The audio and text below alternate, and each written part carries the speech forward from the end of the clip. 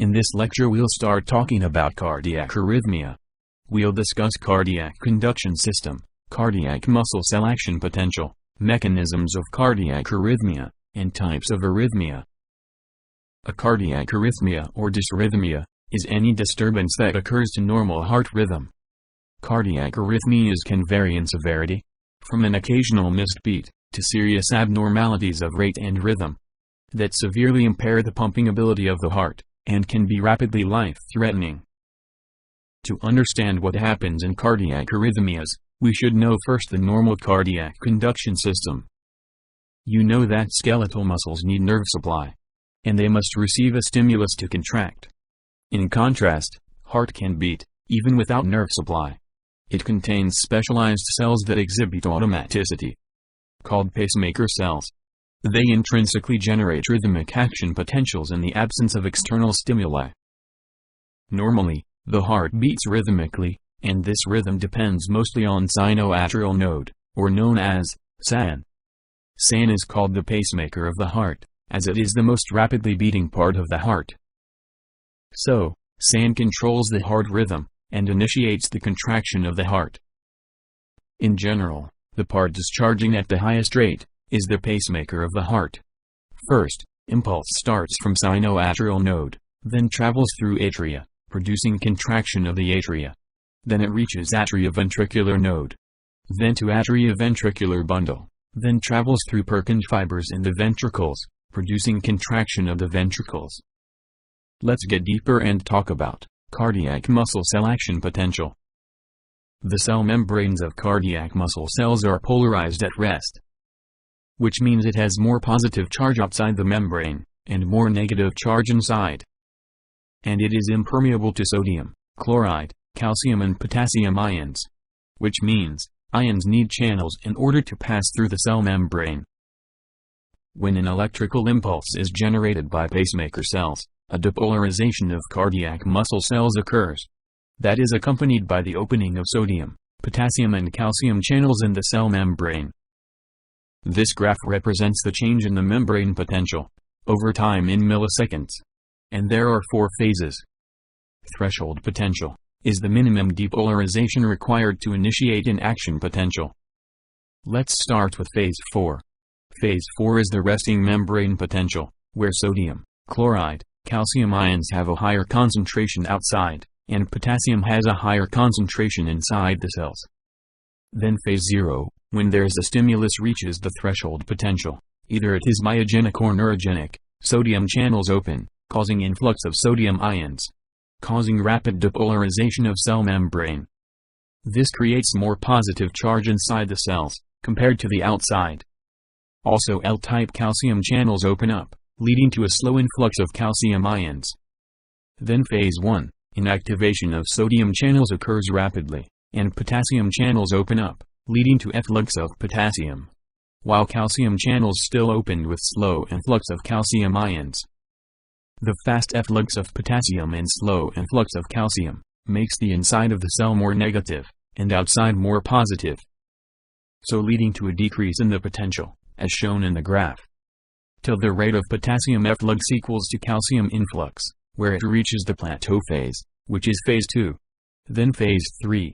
Calcium channels close, and rapid outward movement of potassium occurs, making the inside more negative, compared to the outside.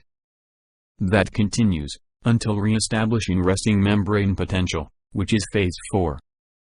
But sodium and potassium ions on the wrong side of the membrane, so active sodium-potassium pump switches location of ions, and restores normal resting membrane potential. Now let's talk about mechanisms of cardiac arrhythmia. There are 2 clearly defined cellular mechanisms by which a cardiac arrhythmia may arise. These mechanisms involve ectopic pacemakers, or re-entry impulses.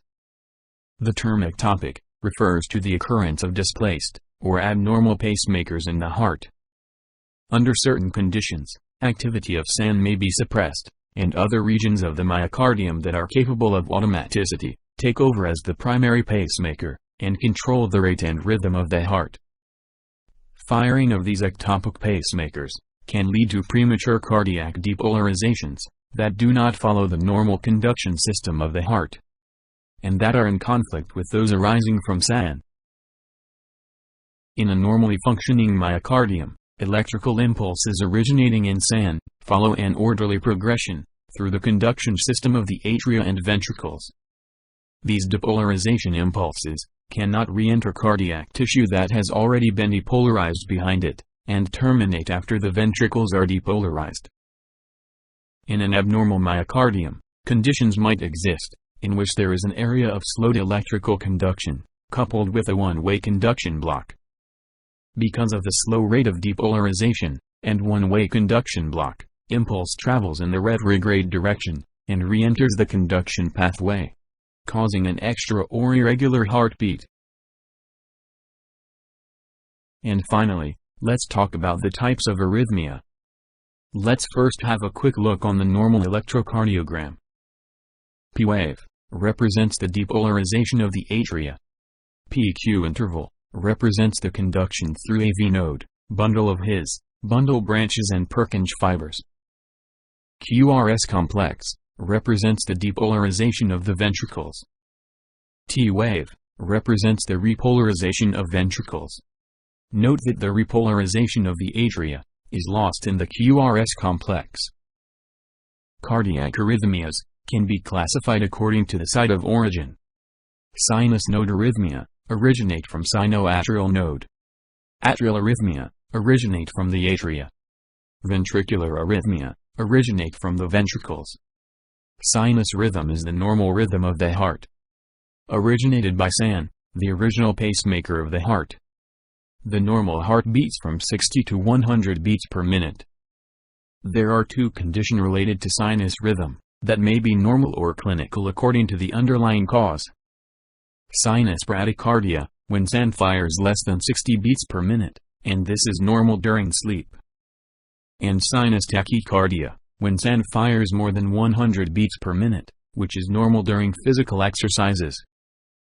Cardiac arrhythmias that originate from other parts of the atria or ventricles are always clinical. We'll briefly discuss the name of the disorder, and the symptoms associated with it. First, the conditions of atrial arrhythmia. Premature atrial contractions. Contraction of the heart before the normal contraction. Most occur from ectopic impulses. Also called premature beats or extrasystole. Atrial paroxysmal tachycardia. Sudden increase in atrial contraction rate to approximately 150 beats per minute. Atrial flutter. Atrial beating rates of approximately 300 beats per minute. Atrial fibrillation. Uncoordinated contraction of atria. Conditions of ventricular arrhythmia. Ventricular premature beats. One of the most common types of arrhythmia. Can progress into ventricular tachycardia or fibrillation. Ventricular tachycardia. Excessive ventricular contraction rates. Can have marked effects on cardiac output. Ventricular fibrillation. The most serious cardiac arrhythmia. Characterized by a complete loss of ventricular coordination. Cardiac output falls to zero. Rapid death will ensue if not treated.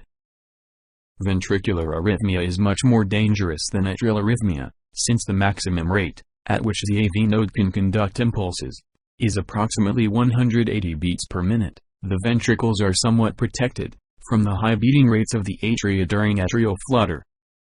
However, the ventricles are not protected from very high beating rates if the arrhythmia arises in the ventricles. So we can conclude the mechanisms of the drugs that can be used to manage cardiac arrhythmias.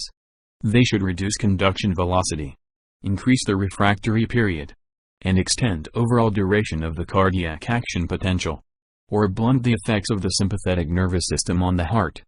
And that's what we'll talk about in details in the next lecture.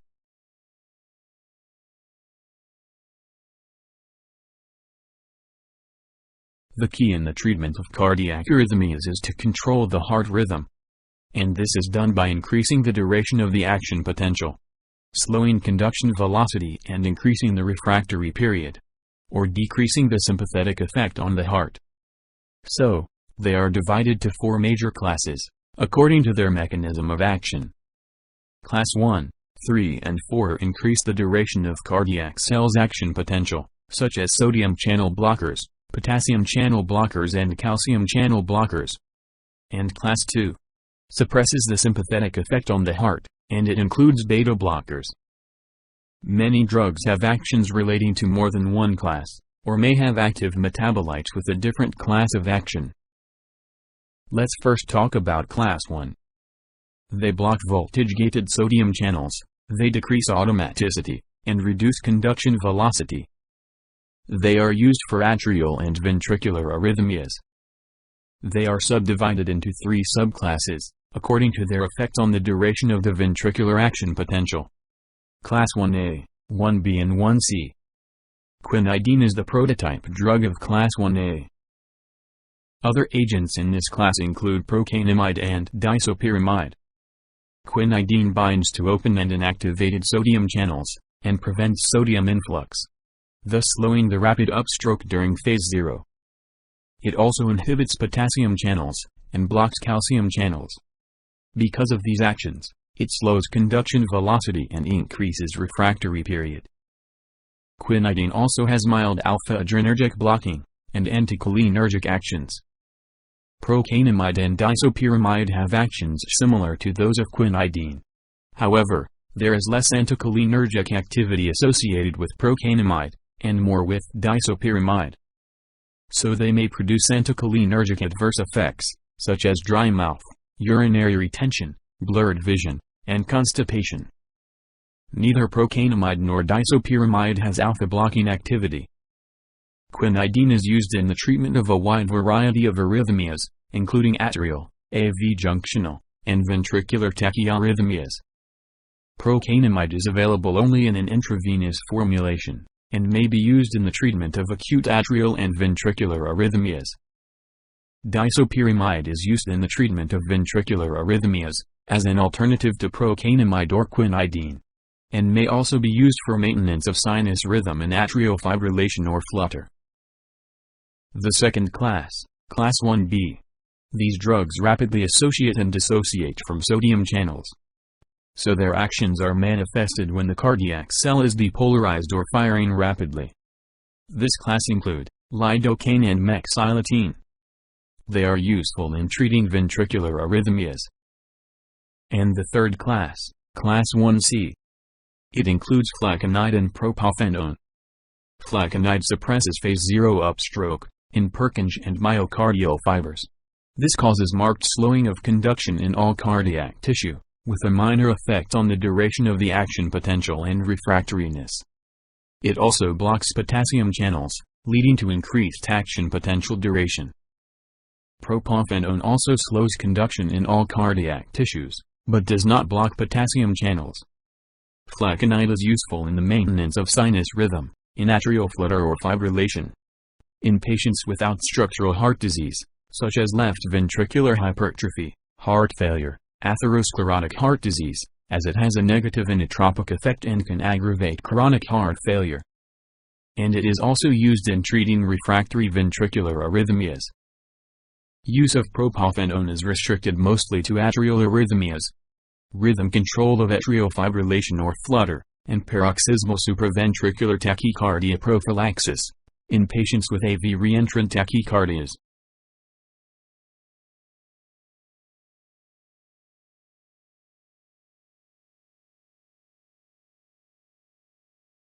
Class 2 agents are beta-adrenergic antagonists. These drugs decrease heart rate and contractility, and they diminish phase 4 depolarization, and depress automaticity, and prolong AV conduction. These agents are useful in treating tachyarrhythmias, caused by increased sympathetic activity, and are useful for atrial flutter and fibrillation, and for AV nodal reentrant tachycardia. They also prevent life-threatening, ventricular arrhythmias following a myocardial infarction. There are 3 drugs we should mention here: Metoprolol, propranolol, and Esmolol. Metoprolol is the most widely used beta blocker in the treatment of cardiac arrhythmias. Compared to non-selective beta blockers such as propranolol, it reduces the risk of bronchospasm. We already know that the non-selective beta blockers block beta-1 receptors in the heart, so they decrease the heart rate, as well as blocking beta-2 receptors in the lungs, causing bronchospasm. For further information, feel free to watch beta blockers lecture. The link will be down in the description. The third one, Esmolol. It is a very short-acting beta blocker, used for intravenous administration, in acute arrhythmias that occur during surgery, or emergency situations, as it has a fast onset of action and a short half-life. Class 3 agents mainly block potassium channels, so they diminish the outward potassium current, during repolarization of cardiac cells. They prolong the duration of the action potential, and they prolong the effective refractory period. Note that all Class 3 drugs have the potential to induce arrhythmias. There are 5 drugs we'll briefly talk about: Amiodarone, Dronedarone, Sotalol, Dofetilide, and Ibutilide. Amiodarone contains iodine, and is related structurally to thyroxine. It has complex effects, showing Class 1, 2, 3 and 4 actions, as well as alpha-blocking activity. Its dominant effect is prolongation of the action potential duration, and the refractory period, by blocking potassium channels. It is effective in the treatment of severe refractory supraventricular, and ventricular tachyarrhythmias. And it is the main therapy for rhythm management, of atrial fibrillation or flutter. It has a prolonged half-life of several weeks, and it is distributed extensively in adipose tissue. Amiodarone shows a variety of toxic effects, including pulmonary fibrosis, neuropathy, hepatotoxicity, corneal deposits, optic neuritis, blue-gray skin discoloration, and hypo or hyperthyroidism. So it needs close monitoring to reduce toxicity. Dronedarone is closely related to amiodarone, so we can make a comparison to make it simple. Dronedarone is a benzofuran, amiodarone derivative, which is less lipophilic, so it has a lower tissue accumulation, and shorter serum half-life. It doesn't have the iodine moieties, that are responsible for thyroid dysfunction, associated with amiodarone. Like amiodarone, it has Class 1, 2, 3 and 4 actions. It is used to maintain sinus rhythm in atrial fibrillation or flutter, but it is less effective than amiodarone. It is contraindicated in those with symptomatic heart failure, or permanent atrial fibrillation, due to an increased risk of death. Dronedarone has a better adverse effect profile than amiodarone, but may still cause liver failure. And the third one is Sotalol. It has 2 isomers and 2 actions. The levo isomer has beta blocking activity, and dextro isomer has Class 3 action, so it blocks the rapid outward potassium current, and prolong the duration of the action potential. It is used for maintenance of normal sinus rhythm, in patients with atrial fibrillation, atrial flutter, or refractory paroxysmal supraventricular tachycardia, and in the treatment of ventricular arrhythmias. This drug can cause the typical adverse effects associated with beta blockers, but has a low rate of adverse effects when compared to other antiarrhythmic drugs. The dose should be monitored in patients with renal disease, since the drug is renally eliminated. Dofetilide is a pure potassium channel blocker. It can be used as a first-line antiarrhythmic drug, in patients with persistent atrial fibrillation and heart failure, or in those with coronary artery disease. But because of the risk of proarrhythmia, Dofetilide initiation is limited to the inpatient setting. Ibutilide has a mixed Class 3 and 1A action. As Dofetilide, Ibutilide also has a risk of proarrhythmia, so its initiation is also limited to the inpatient setting. Class 4 drugs are the non-dihydropyridine calcium channel blockers, Verapamil and Diltiazem. Verapamil shows greater action on the heart, than on vascular smooth muscles, and Diltiazem is intermediate in its actions. Both of them bind only to open depolarized voltage-sensitive channels, thus decreasing the inward current carried by calcium. so they prevent repolarization until the drug dissociates from the channel. They also slow conduction in tissues that are dependent on calcium currents, such as the SA and AV nodes. These agents are more effective against atrial than against ventricular arrhythmias, so they are useful in treating reentrant supraventricular tachycardia and in reducing the ventricular rate in atrial flutter and fibrillation. After talking about the 4 classes, here are 2 pieces of information you should know. In contrast to the sodium channel blockers, beta blockers and class 3 agents such as Sotalol and Amiodarone are increasing in use. Amiodarone is the most commonly used antiarrhythmic, and thought to be the least pro-arrhythmic of the class 1 and 3 antiarrhythmic drugs. That's all for this lecture. In the next lecture we'll start talking about angina. So subscribe and wait for the next lecture.